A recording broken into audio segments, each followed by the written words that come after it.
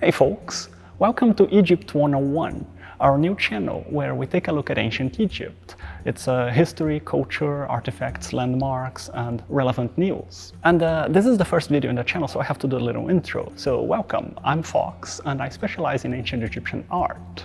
And we're not in Egypt right now, we're at the Virginia Museum of Fine Arts, and we're taking a look at this big thing behind me.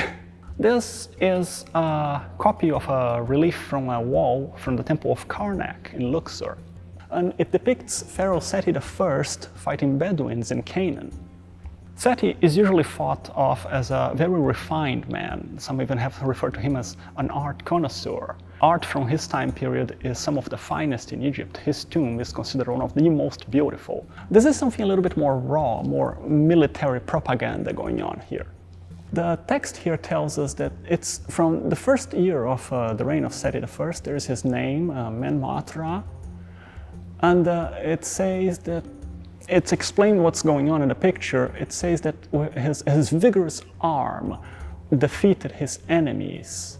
And it also says, may Seti live, prosper, and be healthy. And it says that he is as fierce as a lion. And gets pretty gruesome, talking about how the bodies of his enemies were strewn over the place, and that he annihilated them to such extent that it was as though they had never even existed. So yeah, not exactly what I would call delicate, refined art. And this is a copy, like I said. Museums tend to prefer the term replica because it implies it's a direct duplicate of the original. But sometimes they also use terms such as copy or duplicate or reproduction. It is up to their discretion. And one thing many people don't know is that museums use replicas quite often. It's usually acceptable when the original artifact is too delicate to be displayed or in too poor shape, or the original is not available. Maybe it was lost tragically and they have a placeholder just to remember it or something. Or sometimes it's just not feasible to have the actual object display. In this case, this is a temple wall. Another example would be dinosaur bones. Most people don't know that those beautiful articulated skeletons you see in museums, those aren't the actual bones of the dinosaur, those are lightweight copies.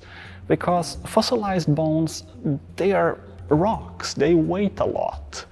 And it would be impractical and even dangerous to be dangling all those rocks precariously on armature. It would be dangerous to people and to the fossils. So most of the times they have the, let's call, fake bones mounted up, and the real ones they're strewn around just to show you what they look like. And back to our replica here, this is a direct cast of the original. And there is another one right over there. So if you follow me, this is a copy from a wall in the temple of Hatshepsut in Deir al-Bahari. The temple's name was Djeser Djeseru. It's roughly translates as holiest of holies. And this here depicts her expedition to the land of Punt, and then they return with all sorts of goodies that they got from there. And this also, it's a copy. And as much as some people think copies are less worthwhile than the actual artifact, I'm glad these are here. I think they're good. And because they serve the purposes that I think copies or replicas in a museum should. They add to the content of the collection. This could easily be replaced by a photograph, but it would not be the same. This in 3D is much more, you're not supposed to touch it, but it's much more tactile. You get a much better sense of the proportion and of the real way this wall art, in this case, would look in the actual temple in Egypt. So in this case, I think this is a good copy. This is a good replica to be in a museum. But replicas should be used very sparingly and only in special occasions, in my opinion. So what do you think? Should museums have replicas of artwork in their collection, or is that a bad thing? Let us know in the comments. And if you're new here, consider subscribing maybe.